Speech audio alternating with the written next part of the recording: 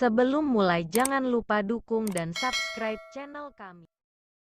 Sopan adalah tertib, patuh pada aturan, hormat, dan beradab. Adapun santun adalah baik dan halus budi, bahasa serta tingkah lakunya. Jadi sopan santun adalah sikap, perbuatan, tingkah laku, budi pekerti yang baik dan halus, serta diiringi sikap menghormati orang lain dalam bergaul.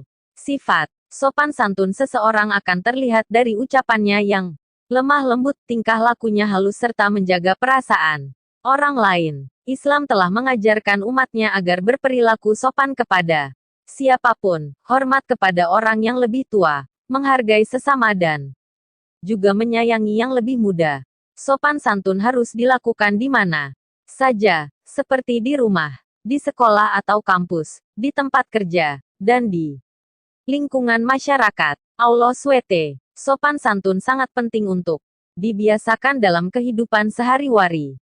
Pembiasaan dapat dimulai dari orang terdekat, seperti orang tua, guru, dan para tetangga. Pembiasaan juga dimulai dari hal-hal yang sederhana, misalnya sopan santun dalam menyapa saat bertemu seseorang sampai dengan sopan santun pada halayak ramai. Sikap sopan santun juga sangat baik dilakukan oleh siapapun, mulai dari anak-anak sampai orang tua, oleh rakyat biasa sampai pejabat yang berpendidikan rendah sampai berpendidikan tinggi. Semuanya perlu menerapkan sopan santun. Berikut ini merupakan penerapan pembiasaan sopan santun dalam kehidupan sehari-hari. 1. Sopan santun kepada yang lebih tua. Dalam lingkungan sehari-hari tentu kalian berinteraksi dengan orang-orang yang lebih tua, seperti bapak, ibu, kakek, nenek, kakak, dan guru. Sebagai seorang anak yang berbakti, selayaknya senantiasa berlaku sopan santun terhadap mereka.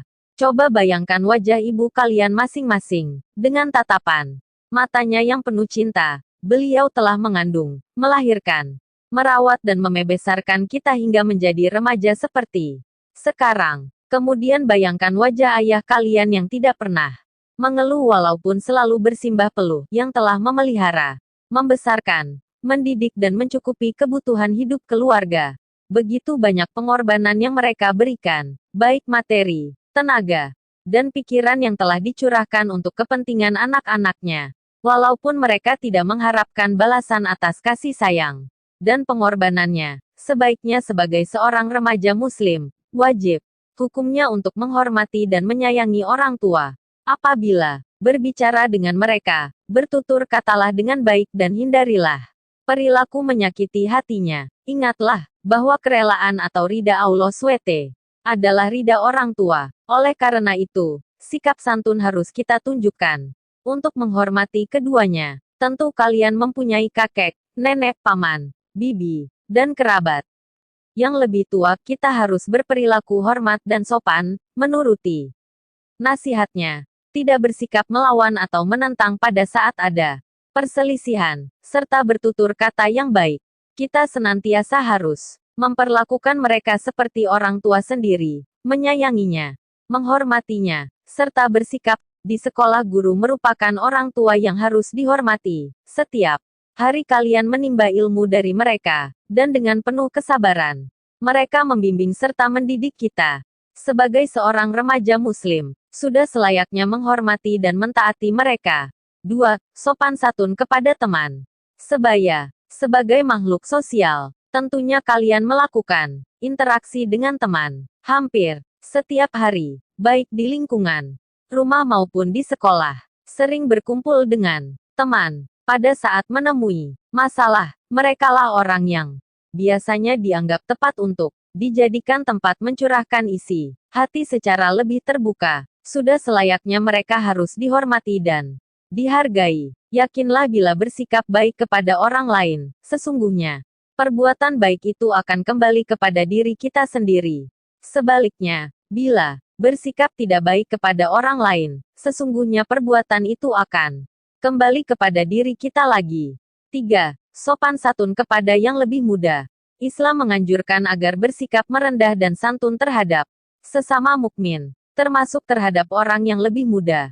Walau kita banyak kelebihan dibanding mereka, tetap tidak boleh sombong dan congkak pada mereka. Justru sebaiknya membantu mereka dengan penuh kasih sayang dan segala kecintaan. Berkata dan berperilaku santun kepada mereka tidak akan membuat harga diri menjadi turun. Bahkan sebaliknya, harga diri akan meningkat. Kita akan dihargai dan dihormati ketika kita juga menghormati orang lain.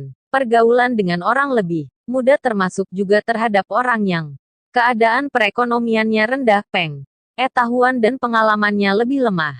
Juga anak yatim dan fakir miskin.